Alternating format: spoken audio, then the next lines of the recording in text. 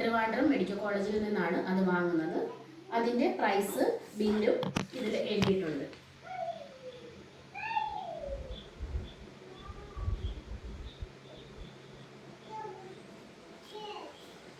പിന്നെ രേണുവിന് കീമോ കൊടുക്കുന്നത് കാർബോപ്ലാറ്റിൻ എന്ന മെഡിസിനാണ്. അത് കൊടുക്കുന്നതിന് മുൻപായിട്ട് ഈ പെസ്കോ ഈ ഒരു ഇഞ്ചക്ഷൻ കൊടുക്കുന്നു, ഈ ആൻറ്റിബോഡി ഇഞ്ചക്ഷൻ കൊടുക്കുന്നു. ഈ ഇഞ്ചക്ഷൻ്റെ കാര്യമാണ് രേണു പറഞ്ഞത് 2 ലക്ഷത്തി സംതിങ് ആണ് ഇതിൻ്റെ വിലയെന്ന്. ഇത് രേണുവിന് മൊത്തം പറഞ്ഞേക്കുന്നത് 6 കീമോയാണ്. 6 കീമോ കഴിയുമ്പോൾ സർജറി. ഈ 6 കീമോയ്ക്കും ഈ കീമോ ചെയ്യുന്നതിനോടൊപ്പം ഈ ഒരു ഇഞ്ചക്ഷനും എടുക്കുന്നുണ്ട്. ഈ ഒരു 2 ലക്ഷത്തി സംതിങ് രൂപയുടെ ഈ ഒരു മെഡിസിൻ, ഇത് വെറും ഫ്രീയായിട്ട്, ഞാൻ ഇപ്പോഴും അതാണ് നിങ്ങളോട് ചോദിക്കുന്നത്, ഈ ഒരു മെഡിസിൻ ആണോ നിങ്ങൾ ഉദ്ദേശിച്ചത്? ഇതാണെങ്കിൽ ഇത് 5000 രൂപയ്ക്ക് കിട്ടുന്നുണ്ടെങ്കിൽ ദയവായിട്ട് അത് ഞങ്ങൾക്ക് ആ കിട്ടുന്ന സ്ഥലം നിങ്ങളൊന്ന് പറഞ്ഞു തരിക.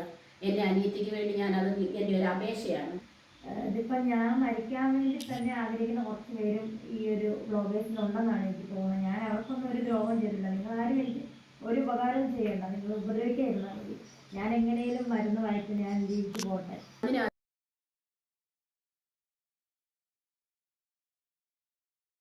ഹലോ ഗൈസ്, പുതിയൊരു വീഡിയോയിലേക്ക് സ്വാഗതം. രേണു സുധിയുടെ ചേച്ചി രേണുവിൻ്റെ ബില്ലൊക്കെ ആയിട്ട് കഴിഞ്ഞ ദിവസം ഒരു വീഡിയോ ചെയ്തിട്ടുണ്ടായിരുന്നു. ശരിക്കും ഈ വീഡിയോ കാണുമ്പോൾ നമുക്ക് നിസ്സഹായ അവസ്ഥയാണ് തോന്നിയത്. കാരണം എന്താണെന്ന് വെച്ച് കഴിഞ്ഞാൽ അവർ ആ അവസ്ഥയിലിരിക്കുമ്പോഴും അവർ മറ്റുള്ളവരെ ഇങ്ങനെ ബോധ്യപ്പെടുത്തേണ്ടി വരുന്ന ഒരു നിസ്സഹായ അവസ്ഥ. ശരിക്കും ഞാൻ എൻ്റെ ചാനൽ തുടങ്ങിയിട്ട് ആദ്യമായിട്ടാണ് രേണു സുധിയെപ്പറ്റി ഒരു വീഡിയോ ചെയ്തിരുന്നത്. അത് മറ്റൊന്നും കൊണ്ടല്ല, അവർ സമൂഹത്തിൽ ഇങ്ങനെ തെറ്റിദ്ധാരണ പരത്തുന്നു, ക്യാൻസർ പേഷ്യൻസ് ഇങ്ങനെയൊക്കെയാണ് എന്ന് മറ്റുള്ളവർക്കൊരു ചിന്ത വരും എന്ന് കരുതിയിട്ടാണ് ഞാനൊരു വീഡിയോ ചെയ്തിരുന്നത്. പക്ഷേ കീമോ കഴിഞ്ഞ ശേഷമുള്ള അവരുടെ വീഡിയോയും അവരുടെ അവസ്ഥയൊക്കെ കണ്ടപ്പോൾ എന്തോ മാനസികമായിട്ടൊരു ബുദ്ധിമുട്ട്. ഈ ബില്ല് മറ്റുമൊക്കെ വന്നിട്ട് കാണിക്കുമ്പോൾ എനിക്ക് തോന്നുന്നില്ല ഈ ബില്ലൊന്നും വ്യാജമാണെന്നുള്ളത്. പിന്നെ കമൻസിലൊക്കെ വന്നിട്ടുണ്ട് രേണു മരിക്കണം അങ്ങനെയൊക്കെ പറഞ്ഞിട്ട് കുറേ കമൻസ്, അവർക്ക് അസുഖമില്ല എന്നൊക്കെ പറയുന്നത് കണ്ടു. അവർ ക്യാൻസർ ആണെന്നുള്ള കാര്യം സത്യമാണ്. അതുപോലെ തന്നെ ബില്ലും വ്യാജമൊന്നുമല്ല. അവർ പണ്ട് ചെയ്തിരുന്ന പ്രവൃത്തികളൊന്നും നമുക്ക് അംഗീകരിക്കാൻ പറ്റുന്നതുമല്ല. അതൊക്കെ ശരിയാണെന്ന് ആരും പറയുന്നുമില്ല. അവർ നെഗറ്റീവ് പബ്ലിസിറ്റി കൂടി ഒരു വ്യൂ കണ്ടെത്താൻ വേണ്ടിയിട്ട് ശ്രമിച്ച ഒരാളാണ്. അതൊക്കെ തെറ്റ് തന്നെയാണ്, ശരിയാണെന്ന് ഇപ്പോൾ പറയുന്നുമില്ല. എങ്കിലും അവരുടെ ഇപ്പോഴത്തെ അവസ്ഥ നമ്മൾ മാനിക്കണം. രേണുവിൻ്റെ ഇപ്പോഴത്തെ അവസ്ഥ ഇത്തിരി പ്രശ്നമാണെന്നാണ് അറിയാൻ കഴിഞ്ഞത്. ഞാനൊരു കാര്യം പറയട്ടെ, ഈ ക്യാൻസർ എന്ന അസുഖം വരുന്ന എല്ലാവരും ക്ഷീണിതരായിട്ട് കിടക്കും, അല്ലെങ്കിൽ ചിലർക്ക് ക്ഷീണം ഉണ്ടാവില്ല, അങ്ങനെയല്ല. ഓരോ ബോഡിയിലും ഓരോ മരുന്ന് എഫക്റ്റ് ചെയ്യുന്നതിനെ ഡിപ്പെൻഡ് ചെയ്തിരിക്കും ആളുടെ മാനസികാവസ്ഥയും ബോഡിയും ഒക്കെ. രേണുവിൻ്റെ കാര്യം നോക്കുകയാണെങ്കിൽ ഏകദേശം 35 കിലോ എങ്ങാണ്ടേ ഉള്ളൂ ആളുടെ ഭാരം. ഈ ഒരു ബോഡിയിൽ കീമോ ഒക്കെ എടുത്ത് സുഖപ്പെടുക എന്ന് പറയുന്നത് വലിയ ബുദ്ധിമുട്ടുള്ളൊരു കാര്യം തന്നെയാണ്. പിന്നെ ഒരു വ്യക്തിയെ സംബന്ധിച്ചിടത്തോളം, പ്രത്യേകിച്ച് ഇങ്ങനെ ഒരു അസുഖമുള്ള ഒരാൾ സംബന്ധിച്ചിടത്തോളം ശാരീരിക ആരോഗ്യത്തേക്കാൾ പ്രധാനം ആളുടെ മാനസികാരോഗ്യമാണ്.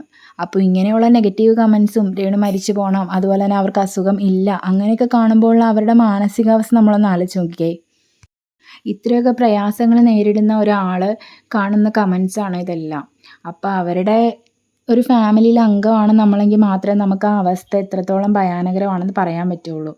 പിന്നെ നമ്മൾ ക്യാൻസർ പോലുള്ള ഒരു അസുഖം നമ്മൾക്ക് ആർക്കും വരരുതെന്ന് പ്രാർത്ഥിക്കുന്നവരാണ് നമ്മൾ ഓരോരുത്തരും.